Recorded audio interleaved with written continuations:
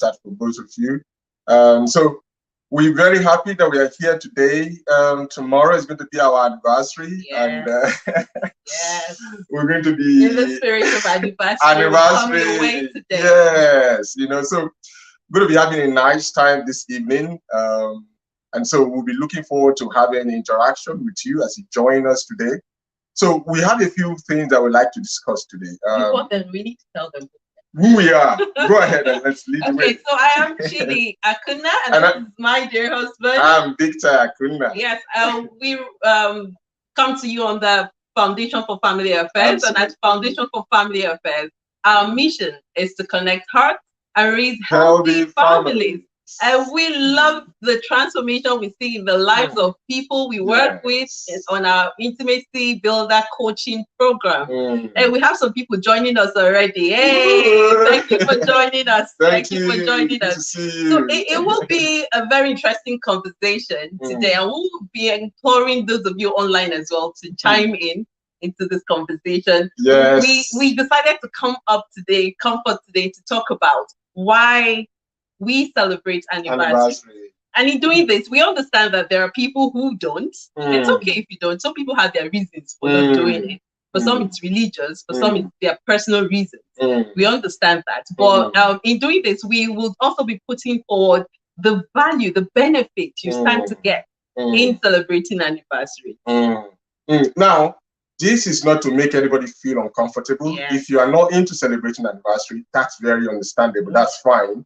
Like she said, sometimes for religious reasons, people don't celebrate anniversary. Sometimes because of some experiences in the past, people don't celebrate anniversary. So this is perfectly fine. But if you are in the borderline of deciding whether you want to celebrate anniversary or not, this video we hope that this video encourage you and give you some form of motivation to be able to celebrate your anniversaries. But we're going to be sharing our story, why we celebrate anniversary. And then if it resonates with you, by all means, carry on. I mean, some people don't celebrate, not because they don't want to, but they've just not thought that, okay, we should be tying it around, you know, something really practical, something proactive, like we'll be telling you about today. So stay tuned. Stay tuned, stay tuned, stay tuned. So we would like to, you know, in the comment section, tell us why, if you're married, why do you celebrate anniversary? Let's get the conversation going. If you not married and you want to celebrate anniversary, when you get married, tell us why you would like to celebrate anniversary, why it's going to be important for you. We can see a lot of comments, you know, because of data protection, I might not mention your name because this video is going to be posted on YouTube as well. But thank you so much. You can see people calling us out.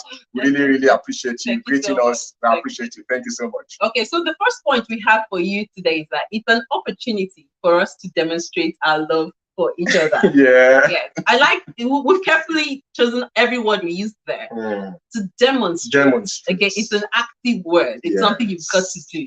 Okay, it's saying that we from time to time do this. Okay, it's not like we wait until a moment like this to celebrate each other, to let each other know that we're truly special. Okay, but more so on our anniversary, hey, it's a time to just let our guards down, let our hair down, you know, and just, you know, celebrate each other, talk about why the value the other is bringing to you. And let you say something. You know, sometimes we you know, let me just, you know, start with this joke. You know, there was a man who's the wife more like, you know, had a chat with him and said, what, you've never said to me that I love you.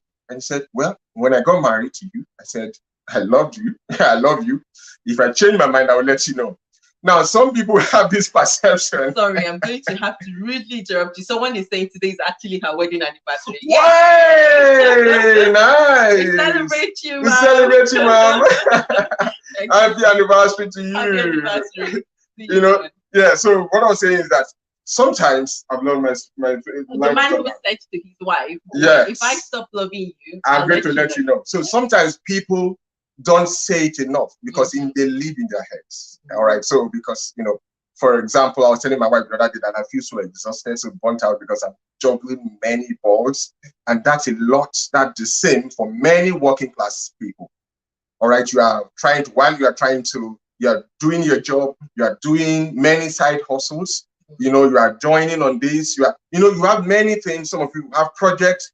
Some of you are on a career path and you're feeling stuck, so you have to do something to accelerate your career. Some of you are parents with caring responsibilities as well. You have to also look after your children, look after their interests. You have a partner, you are married, so you have to keep, so you have family members who are calling your attention, calling family. You have different responsibilities. It's not going to get easier. You know, one day I told my wife, I said, you know what? The life we live now, we shouldn't complain because it's not going to get easier. Rather, we should accept that this is how it's going to be and come up with strategies to make it simpler, to simplify our lives, to prioritize our energy to where it really matters. So having said that, we have to, it's natural for you to get to that point where you don't prioritize your wife, you don't prioritize your husband, and you just expect them to understand because they're in your life anyway. They see what is happening. So wedding anniversary, we do this every day, but for some people, it might not be like, it may just be like, you know what, she knows I love her. If I change that mind, I'm going to, you know, some people wait till Valentine's Day before they show love. But wedding anniversary is for you to pause and be able to say, you know what, I love this woman right here. I celebrate this woman right here. It's not just you saying it with your mouth, it's you demonstrating it. All right, so that's an opportunity. That is not just for you to just express it, you have to demonstrate it to the point that the person feels it. Now, the thing about it is this, you know, how I'm going to communicate love to her is not how I want to be love to be communicated to me. So I have to be able to see, you know, we often say something that familiarity should not bring contempt, right? It should bring intimacy. So the more of your spouse you know, the more you know your spouse, the more you'll be able to know what I will do or what you will do that will make her feel loved. So it's anniversary for us. It's an opportunity for me to pause and to celebrate her, to be able to say, thank you, that I love you, that I care about you, that you mean so much to me, that you are valuable to me, that you are the most important person in my life after God. Ability to be able to say that, to pause, to be able to, anniversary gives us that opportunity, that privilege. Yeah. Okay, thank you to everyone who's joined us. I can see somebody else. Thank you. Hello to you. Thank you for joining us. Now, I wanted to say it's okay. Yeah, some people may not feel comfortable doing what you've said publicly. But what matters is that your spouse knows, your spouse feels appreciated, your spouse feels acknowledged. Okay, I mean, at the end of the day, the focus is your spouse.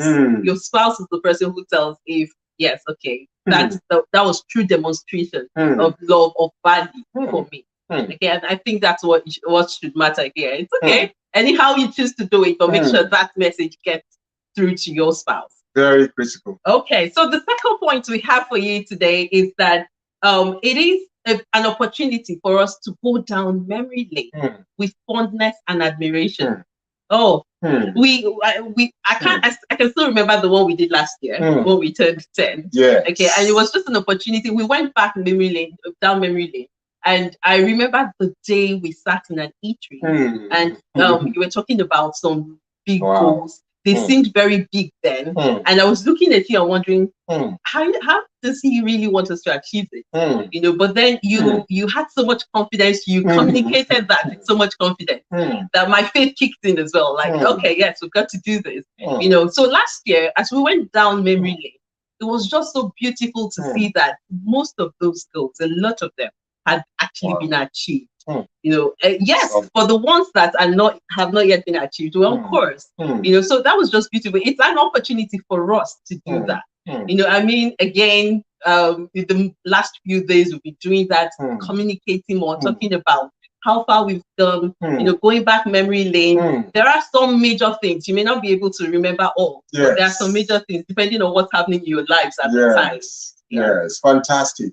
For example, we remembered when, you know, the kind of jobs we had at the moment, at the time, was that every morning you have to practically hold your phone because they call you on the day.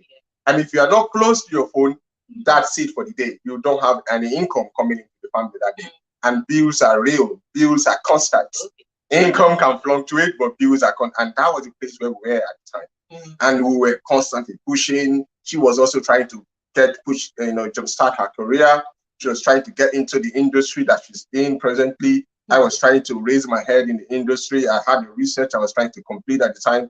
Many things were happening at the same time. We're trusting God for a child. Many things were happening at the same time. We launched the ministry. we're trying to get things done, we're trying to publish.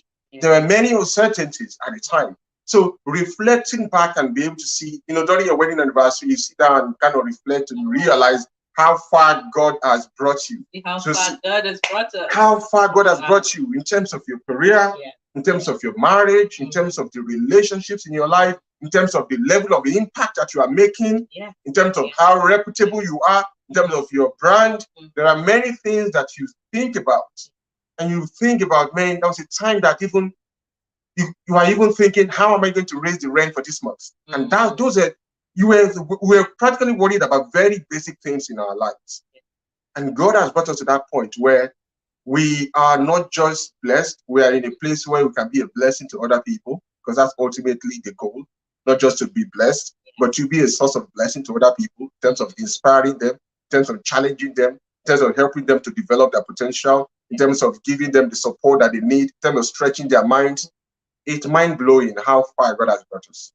And so we sat down this evening, we're saying, okay, I think we're going to get to that, thinking about what will be the ideal, what will 20 years look like? We're going to talk about that when we get there. Okay, so another point we have for you today, why we celebrate our anniversary, it's an opportunity for us to reflect on our relationship. It will reflect, we review areas of growth and areas of weakness. Yes. Okay, of course. Yeah, I mean, that's just having the growth mindset. There are areas where we're still on the journey.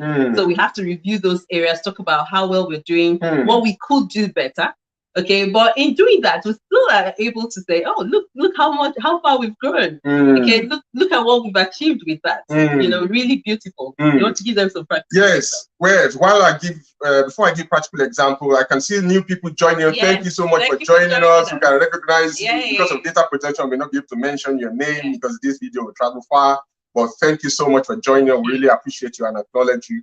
And then also, if you tell us why you celebrate your wedding anniversary, all right, and then also share with us some of the ideas of how you celebrate your wedding anniversary, because we might be touching a little bit about that later. Let us know.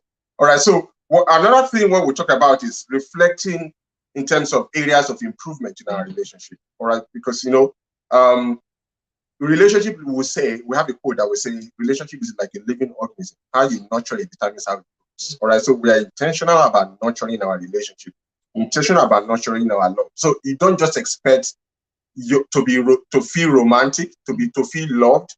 Don't just expect intimacy in your relationship to grow automatically. You have to be intentional about nurturing it. That's what that quote means. So we use our anniversary. We do this on a daily basis, but I'm saying that anniversary gives you a special opportunity to do that. Where we say, so we have regular meetings where we say, babe, in what area am I not doing as well as you want me to do? Is there something you're not happy about? To be able to change, because sometimes your spouse may be unhappy with you without even realizing they are unhappy with you, because the unhappiness have moved from the conscious section of their mind to the subconscious part. So it's building as a resentment underlining. They are still talking to you, but something that you did or said or didn't do or didn't say is kind of rattling them, and you realize when you've interacted with your spouse over a period of time, you will know when your spouse is not happy, and sometimes you have to ask them, is there something, why are you snapping? Is there something I've done that you're not happy about? And then they just, maybe not. Well, yeah, actually. Some people don't really realize it. And so if you don't have that opportunity to pause and to ask yourselves these questions, it may just become normal. And you guys another thing will happen, you just carry on normal. And then you just, after a while, just see a snap. No, the snap doesn't happen automatically.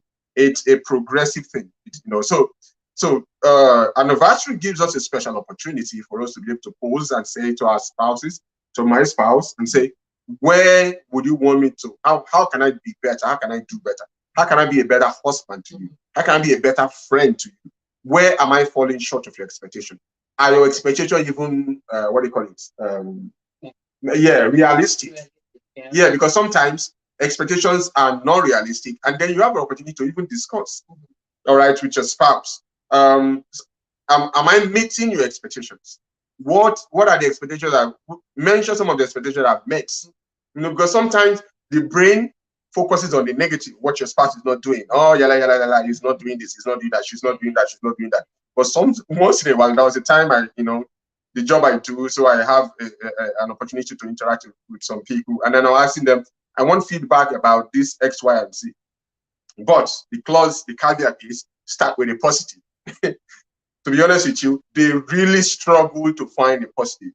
So after a while, they started coming up with the positive, then they move back to negative. I said, no, the rule is 5 positive. It's I don't know whether we are hardwired as individuals sometimes to be negative without realizing it.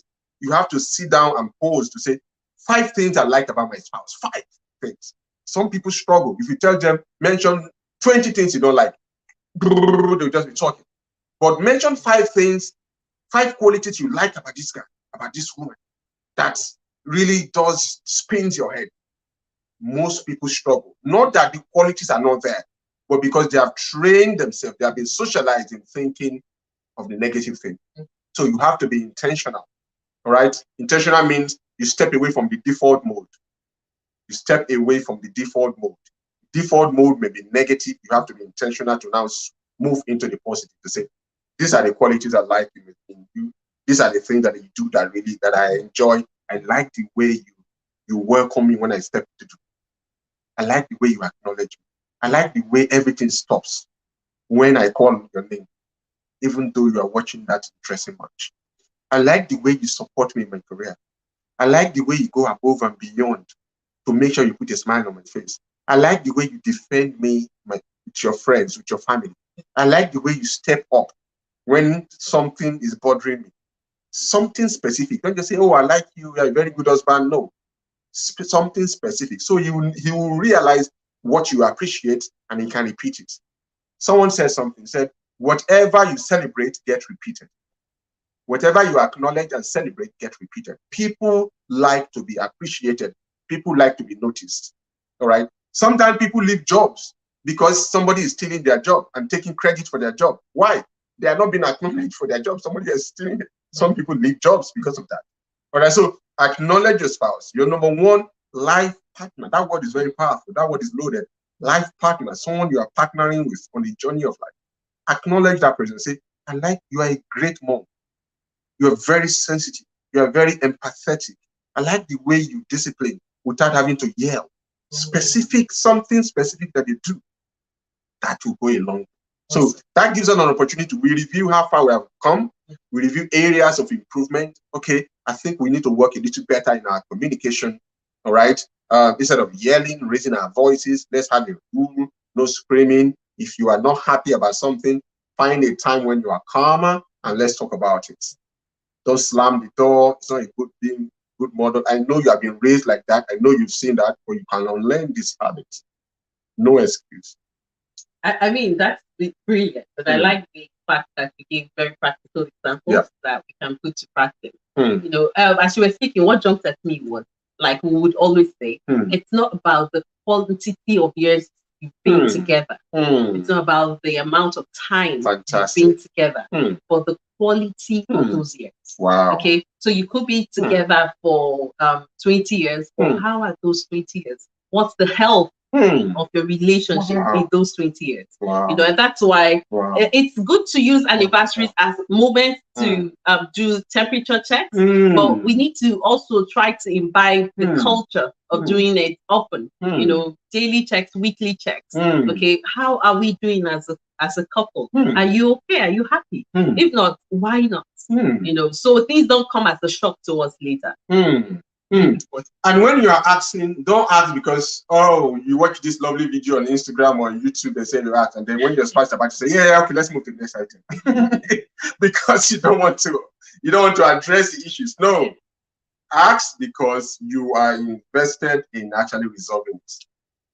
What you might hear, you might not agree with. Don't discount it. Don't dismiss it. Because it's better you don't ask than to ask and to dismiss, because that's a second insult. Someone said that a stiff apology is a second insult. A stiff apology. So don't ask someone, oh, why are you not happy? And the person is telling you like, I know, and then you need to defend yourself, become the chief executive, the advocate, the lawyer, and the judge over your situation. No. It's very important. One thing I learned when I was into customer service, training people on customer services, I often train them. I said, If you get an irate customer, and a customer that is really angry and not happy about something, don't try to defend your company, but defend what you're doing. Allow them to say everything. While they're yelling, calling names, just be, I'm so sorry. Just listen. When did you get to a point where they have emptied the venom? That is your opportunity now to begin to make amends and begin to offer solutions and begin to offer explanations, and then make promises that right whatever wrong that your company, even if you don't agree, but use the right words. But if you are going at, no ma'am, we did this, oh no, the person will keep raising their voice. That's why one of the reasons why people raise their voice is because they feel unheard. So they have to keep raising the pitch. So, but when you're talking to someone and the person is saying, so sorry, after a while, am I okay? Why am I yelling? All right. So it's kind of, you have to lower your voice. And so that's one of the key things. So if you're on the call, please feel free to let us know why you celebrate anniversaries if you do. Fantastic. If you don't, you might also let us know. We'll be grateful to hear from you. Okay, so the next point we have, why we celebrate anniversaries. So one of them is, it gives us an opportunity to look to the future. Yes. So with that in mind, we're able to set goals. Okay. Yes, we'll be taking the moment as well to review goals. Have we achieved this goal? Okay. If not, are we on it? What can we do to hasten, to help us get there faster? Okay. But then we'll be setting new goals. That just gives you something to work on as a family, as a couple, because in doing this, we will also implore you to get your children involved as well, because they're part of the family. Okay, don't forget, we said we push for romance, intimacy, and family. Okay, raising healthy family. So you don't get your children involved. Let's set goals for this family. So by this time next year, we will be assessing if we have achieved those goals. So there'll be pointers in setting goals. That's what we say. There should be a plan. Yes. Okay, how do we intend to go from A to Z? A to Z. Sorry. Yes. So why are goals important? All right. So one of the benefits of goals, particularly goals that are inclusive, not just individual goals. Like individual goals are good, but we're talking about inclusive or joint goals, is that it helps you to bond. All right. So someone said that without vision, people cast off restraint. People do what they like. People go their separate ways. When people grow apart, sometimes it's because they are living individual and separate lives, but they are married. People can be married and live individual and separate lives. It doesn't mean that we are not advocating for your spouse not to have a breather, or you guys are always coming each other, or if that doesn't work for you. But what we are recommending is that being a couple, there's power in being a couple, what we call synergy, ability to leverage on each other's strengths. Why will two people accomplish 1,000 things and one person achieve 1,000 and two people 10,000?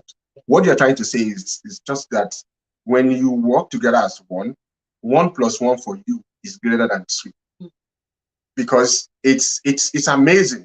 You are able to leverage and harness. There is an invisible force that seems to come to your aid that helps you to achieve more.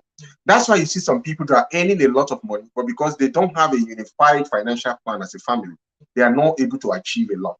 But people who earn like half of amount they are earning, you see what they have done in 10 years. It's phenomenal. It's phenomenal. So that's why we say for us, we sit down and we analyze our goals to say, okay, you know what? This is what we want to do for next year. We already have a goal that what we targeted for, many things that we targeted for this year, and we've ticked a lot of them. So next year we say, this is what we want to do. This is what we want. Then in that way, when I'm making sacrifices, or I'm asking my wife to make sacrifices, or she's asking me to make sacrifices, I don't complain, because I know that this is a goal we have agreed to accomplish. Because goals will demand that you make sacrifices. There are things you want to do today. There are money you want to spend today. But because of the goal you have for next year, you will sacrifice. You know what? That will always be a good thing in the market. Next year, there will be another new design that will come out because of that goal. So it's one beautiful thing. We sit down and say, where do we want to be? So for example, one of the conversations we had was that, how will our 20 years anniversary look like? Where will we be financially? How old will our children be? Where will we be in our career? What will you want to have accomplished? you know, and it was a time to dream. After that dreaming, you have to now set goals. All right. For us to do that, for example, we said we want our child to go to this school. So that automatically puts a demand on us that we have to put some set of money, some kind of money aside early.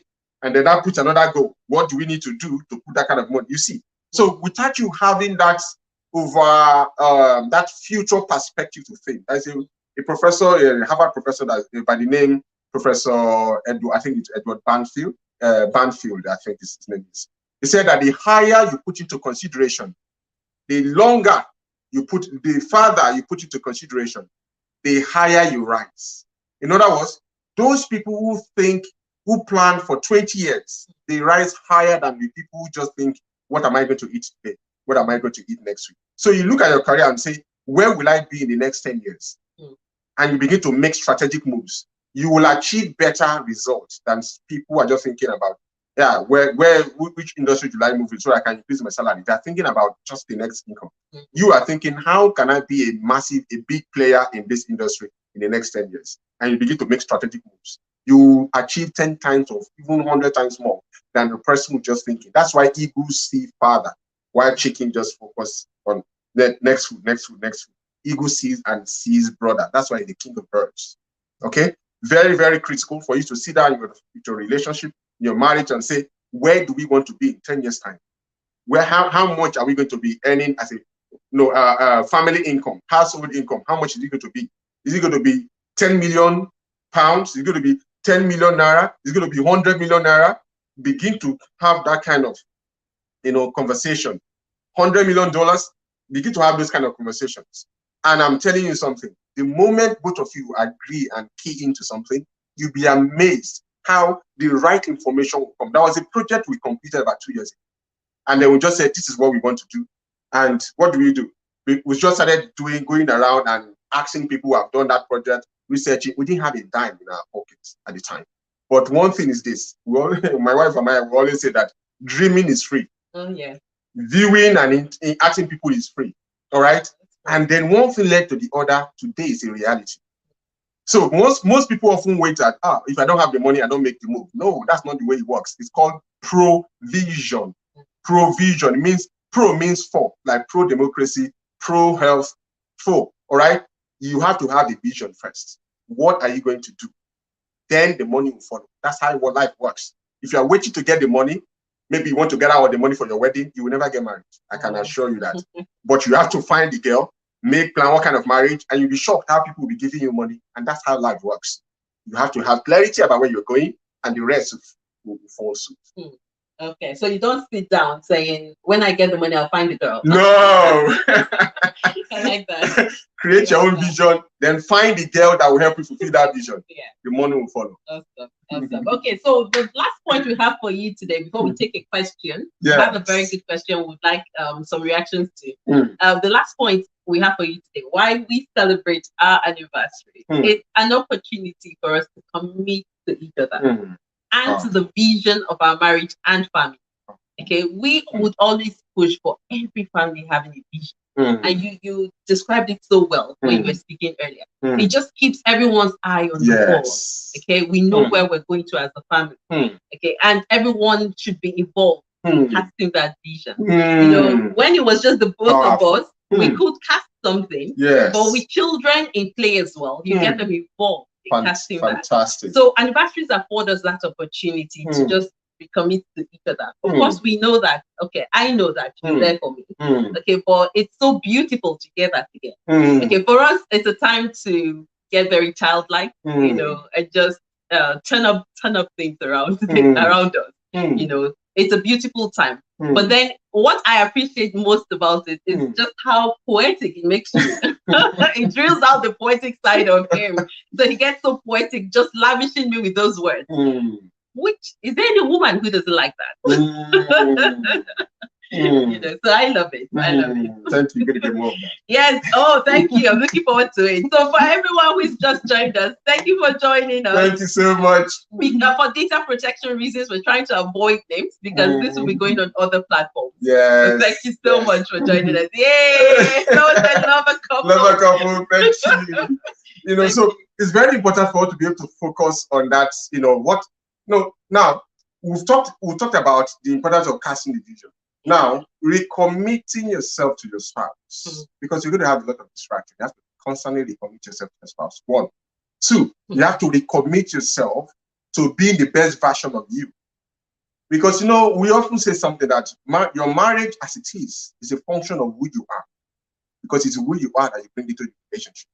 All right. So for people who, let me break down what that means. So you have someone who, the way they react to feedback or they react to criticism is by lashing out and insulting. That's who they are at the moment. If that person gets married, marriage will create an atmosphere that will put pressure, and that behavior or that character trait will come out. And you realize that every time you are with your spouse, you are constantly quarreling. It's not that marriage is bad. It's that who you are, that part of you is what you are bringing into that relationship to make that marriage bad. All right. So it's the marriage institution by design. The person that designed it, the Almighty God, is perfect. Everything he made is good. Marriage is great. All right.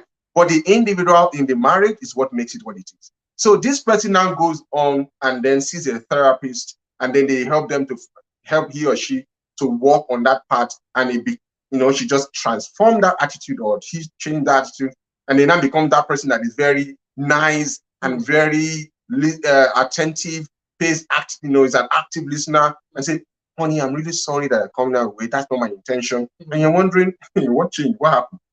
So that person that is bringing a different perspective, a different version of who they are, that's likely to change the dynamics in the relationship. You see, so if you want to change your marriage, change who you are. The better an individual that you become, the better your marital experience. That's why while you are creating that vision, you need to ask yourself, Victor, what kind of a husband do I need to be able to achieve that kind of vision? All right. So if you want to, for example, the strength of a Ferrari is different from the strength of a Beetle, what they call it, a Volkswagen Beetle. All right. They don't have the same horsepower. So if you are trying to achieve the goal of a Ferrari, you cannot be a Beetle. It cannot work. If you want, so the kind of goals that you want will place a demand on your character, on your competence, on your capacity to connect with people. You can't just say, I want X, Y, and Z, and I'm going to be the same. No, you have to change. You have to grow.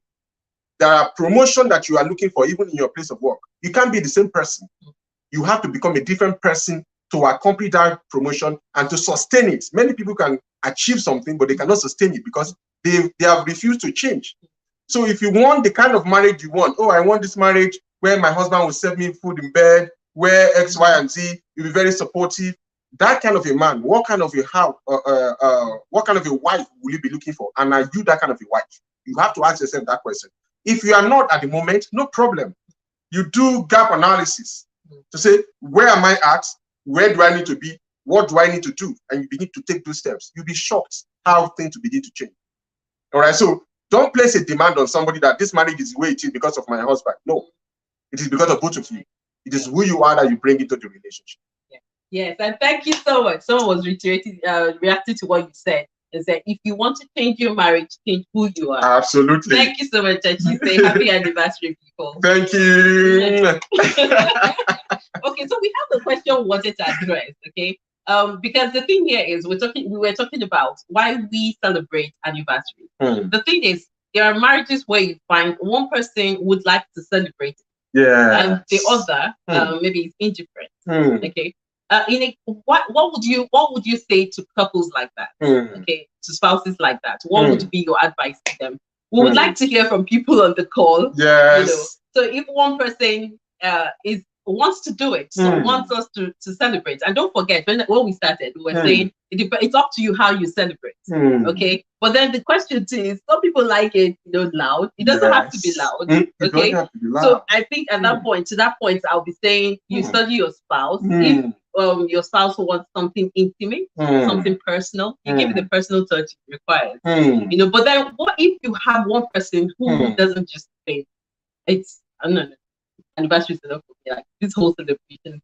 What do you do? What would you think to the other spouse? We'd like to hear from you. And then also, we also like to hear from you to say, what are your own anniversary ideas? How do you celebrate? How do you celebrate your anniversary? What do you do? All right. Do you take each other out? You know, do you set up a, what do you call it now? Candlelight dinner. What exactly do you do to rekindle your relationship, to make your life, to celebrate the love that you share, right? To celebrate your anniversary. Share with us. You know, different people often think that it has to be something that is expensive. No. Based on where you are at time, do based on your size. All right. Life is a journey. Life is a marathon. If you are running a marathon, if you are on a marathon, you don't run like someone who's running 100 meters. You're going to burn out quickly. You just go like a flash in the pan. But if you know that you're going to be in this lane, running this map, running this game, or in this game for 20 years, 30 years, 40 years, you want to pace yourself. You want to, you know, be intentional about creating times for stop, to rest, to recalibrate, to rejuvenate. But if you are doing 100 meters, you don't have time for all that. You have to just go for it. So some phases in your life, you have to focus on, you know, just some goals require that you go 100 meters that. But some goals are marathon oriented. You have to, like marriage, it's a marathon oriented. You have to constantly pause to say, that's why it's good for you to pause and say, what are we doing? What can we do? How can we do it better? You know, how can we improve? Oh, I just love the reactions we're getting now. Okay. And a great relationship expert has said, let's meet at a point. Compromise for both parties is key. And I like what Relationship Builders Forum has said. I think they're okay with the name going on different platforms. Yes. They said your milestones, beg your pardon, I just lost that. Yes. Your milestones in marriage is worth celebrating. A lot of marriages did not survive in the last year. Wow. Ooh, that's perspective. Come on, that's really good. Wow. I love that. I love that. Thank you for that. Okay, and they're saying again, the value you place on your marriage determines how it will flourish and grow.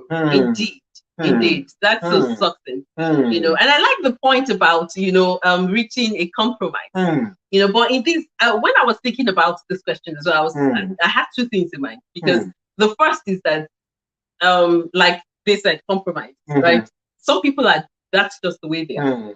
They're not into celebrating. Some don't even celebrate their birthday. Okay.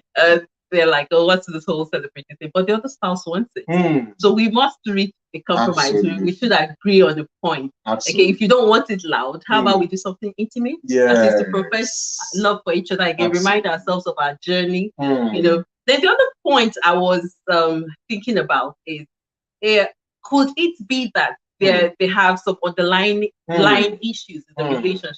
Okay, so in that case, you may need to explore, why is your spouse indifferent? Okay, could it be that this person would love to, but because of some issues you've not tried to resolve, okay, he probably doesn't even realize that's what's getting in the way.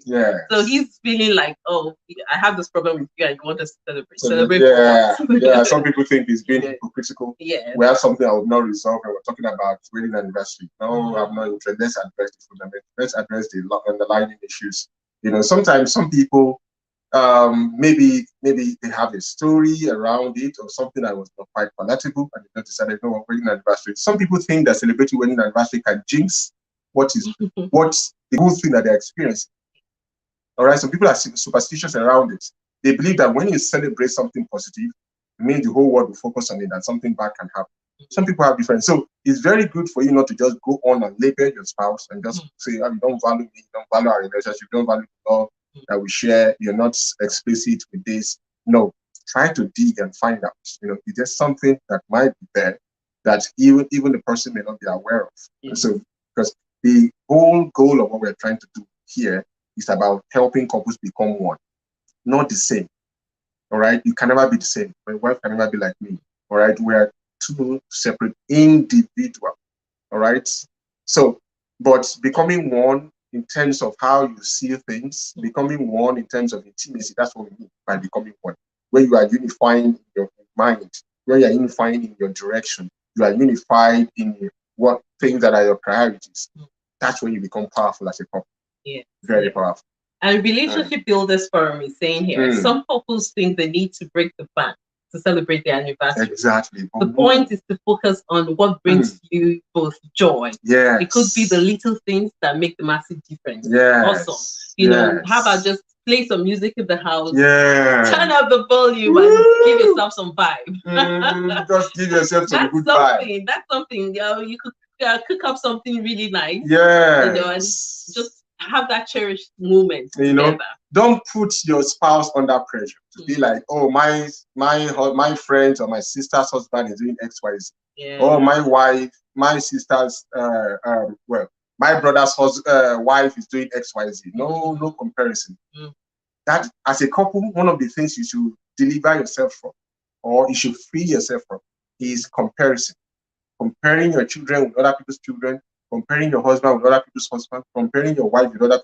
I'm telling you, it's like comparing orange and pineapple. No, because every individual has unique DNA. So you can't. They are all human beings, just like they're all fruits, but they are not the same. All right. It's a way to lose, because no matter what your spouse does, you will never be happy, because your brain will always pick the thing that they're not doing, because you are comparing your spouse weakness with somebody else's strength. That's not a very healthy way of analyzing situation. Okay. Yeah. Okay, so it's been wonderful. It's been an amazing time with everyone on the call, with those who joined us at some point. Thank you so much for joining us. Thank you so much, guys. For all the feedback. Really wonderful reading this great feedback. And feel free to connect with us on all platforms. Yes. That's Foundation for Family Affairs, on YouTube, on Instagram, on Facebook, on Twitter. On Twitter. So everywhere. Okay. And thank you for all the love. We really feel loved. So we're gonna step out now and then continue the party on the other side. Yes. Until we come your way again, and goodbye from us. Bye-bye.